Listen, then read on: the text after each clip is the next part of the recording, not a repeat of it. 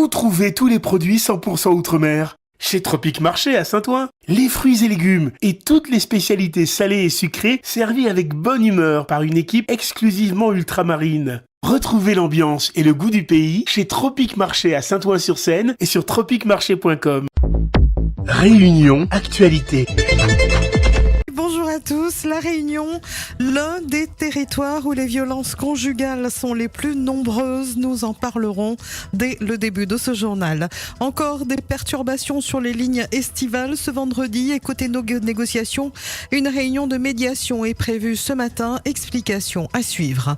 L'octroi de mer, le sujet était évoqué dans notre émission Face à Face avec Charles L'Huillier, invité Stéphane Bijoux, député européen. Nous reviendrons également dans ce journal sur les dissensions au sein de la gauche. Et puis, la météo, ce bulletin de vigilance jaune, forte pluie, orage pour la zone de Saint-Philippe à Saint-Joseph. Nous en parlerons en fin d'édition. C'est une statistique terrible. La Réunion fait partie des territoires où les violences conjugales sont les plus nombreuses. Le ministère de l'Intérieur a hier communiqué les chiffres. Le nombre de victimes est en hausse, augmentation de 15%. Les victimes sont des femmes dans la majorité des cas. Les explications, Charles L'Huillier. La Seine-Saint-Denis, le Pas-de-Calais, la Guyane et donc la Réunion. Voici les territoires les plus touchés par les violences conjugales. Ils affichent le plus fort taux de victimes pour 1000 habitants. Des chiffres en hausse de 15%, mais phénomène qu'il faut tempérer car la hausse est aussi due à la libération de la parole.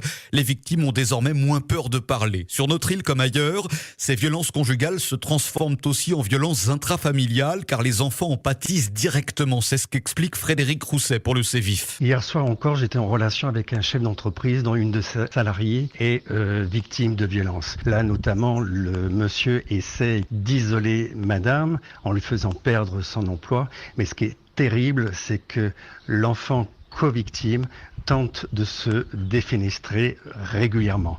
C'est bien pour ça que le Sévif parle de violence intrafamiliale qui touche tous les membres de la famille. Les victimes sont dans une écrasante majorité des femmes et les 2/3 des violences sont physiques. Viennent ensuite les violences verbales, psychologiques et sexuelles. Les violences conjugales, la Réunion, l'un des territoires les plus concernés. Social, une réunion de médiation ce matin pour Estival. L'État entre dans le conflit et demande la réouverture du dialogue. Le fameux PSE tant décrié sera revu. Une première réunion est prévue ce matin entre la direction du travail, les dirigeants de la SPL et l'intersyndicale. Sur le terrain, rien ne change pour le moment. Le personnel est toujours mobilisé. Pour ce matin, la régie estivale annonce encore des perturbations dans la desserte. Aucun véhicule en circulation sur les lignes 1, 13, 17, 15A, 15B, 43, 44, 49. Et concernant la grève des personnels soignants, le mouvement est en train de s'inscrire dans la durée. Hier, des tracts ont été distribués à Belle-Pierre et à Terre-Sainte. Une possible rencontre est prévue d'ici une dizaine de jours avec Lionel Calinge, le directeur des CHU. Dans notre région, la situation est toujours très tendue. À Mayotte, depuis 2 mois, vous le savez, l'eau coule au compte-gouttes. Elle est disponible qu'un jour sur 3 à la sortie du robinet. Conséquence, dès lundi, des renforts arrivent de Mayotte avec une promesse, 1 litre d'eau par jour et par habitant. Mais cela ne résoudra pas les soucis de Sébastien à Mamoudzou. Même les tâches de la vie quotidienne sont devenues des montagnes pour lui. À l'époque, j'étais philosophique. Voilà, bon, les contraintes ont changé. Aujourd'hui, on a entre 12 et 16 heures d'eau tous les 3 jours. Bon, c'est contraignant. On a de plus en plus de personnes qui sont malades. Moi-même, je suis continuellement atteint de, on va dire une gastro pour pas dire une coulante, hein, mais voilà. Et le problème, c'est les chasses d'eau. Donc, on peut pas stocker 400 litres d'eau chez soi. On peut pas tirer la chasse d'eau tous les jours à chaque fois qu'on va aux toilettes. Donc, pour moi, aujourd'hui, c'est ça le plus dur. Voilà. Après, il y a beaucoup de gens qui se sont organisés, qui se sont achetés des cuves avec des pompes et qui arrivent à stocker, on va dire, entre 500 litres d'eau pour leur consommation quotidienne. Donc, eux n'ont moins de problèmes. Mais est-ce que tout le monde a accès à ce genre d'installation ? J'en suis moins sûr. Sébastien, habitant de Mamoudzou, joint hier par Charles L'Huillier. L'octroi mer est-il responsable du coût de la vie dans les Outre-mer ? Question posée à Stéphane Bijoux, notre invité hier dans l'émission Face à Face. Le député européen défend bec et ongles cette taxe. Il a répondu à Charles L'Huillier. Protéger la production locale, c'est l'ADN de mon combat politique pour la Réunion. 15% d'octroi de mer sur une Renault Clio, c'est pour protéger notre économie. Je suis fier de nos produits pays. S'il y a des réglages à faire, faisons les réglages. On doit continuer à faire des réglages, mais nous avons besoin de l'octroi de mer pour protéger notre production locale. Voulez-vous aller aussi loin que Bruno Le Maire ? Ou va-t-il trop loin ? Mais on discute déjà avec Bruno Le Maire, mais il faut mettre autour de la table tous les acteurs de la production locale. L'octroi de mer est-il responsable du renchérissement du coût de la vie ? C'est ce que dénonçait en 2019 un rapport de l'autorité de la concurrence. Oui, mais alors...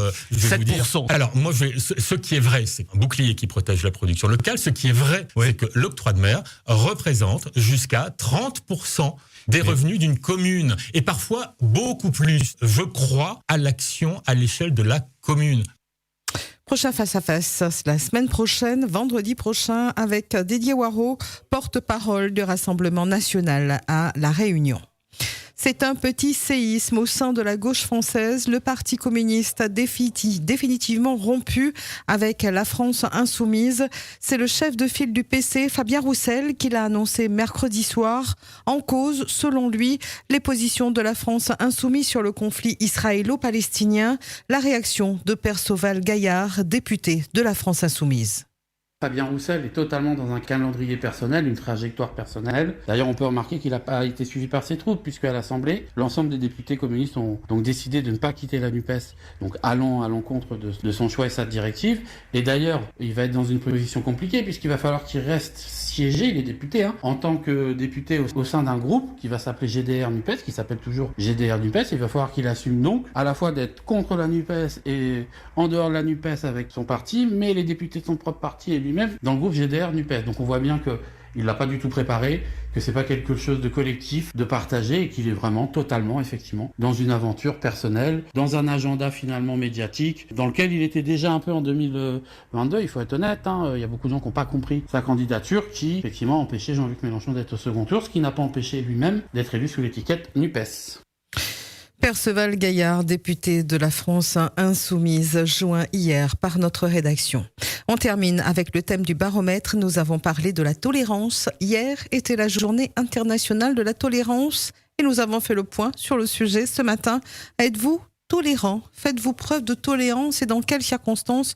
Vous avez répondu en direct sur notre antenne ce matin. La dernière fois, j'étais devant un accident. Une voiture là, il a coupé la route devant une moto, mais c'était un plaque A, il y avait le plaque A. J'étais tellement énervé de voir ça que c'était juste pour avoir la place, pour avoir une place dans l'embouteillage. Il voulait bien couper la route, mais il a failli faire perdre quelqu'un la vie. Et vous connaissez comment elle a vu ça devant moi, mais t'as envie de descendre. Et moi, je suis descendu aussi. Vous connaissez comment t'as envie de tâter un slogan. Je trouve que le bonjour, le merci, le au revoir fait partie de la vie aujourd'hui. La politesse. Donc, quelqu'un qui arrive au boulot ne me dit pas bonjour, c'est qu'il a soit une dent contre moi, ou soit il est en colère. Et après, il faut en discuter, quoi. Il ne faut pas laisser comme ça. Moi, je ne suis plus tolérant. J'ai toléré pendant une partie de ma vie, de passer sur des humeurs des personnes qui me racontaient un peu tout et n'importe quoi. Moi, non. Je suis devenu très retiré. Ça n'apporte rien. En fin de compte, la tolérance, c'est d'accepter les erreurs des autres. Je suis super tolérante. Toute la journée, de janvier à décembre. Et du coup, une fois sur le boulevard Sud, il y a une dame et son bébé qui passaient sur le passage piéton. Je me suis arrêtée, bien freinée et tout. Tout d'un coup, on me tape à l'arrière de la voiture. Oui, je sors de la voiture, c'est un jeune homme. Et il me dit, j'ai pas le temps, on va au gabier, je vous donne 50 balles. Je me suis dit, respire 2 coups. Je lui ai dit, excusez-moi, on va faire le constat. Non, mais j'ai pas le temps là, je suis pressée. Venez au gabier, je vous donne 50 balles. Mais il voulait absolument pas faire le constat. Il voulait nous donner 50 € parce qu'il a tapé à l'arrière de la voiture. O-News Radio sur outremernews.fr.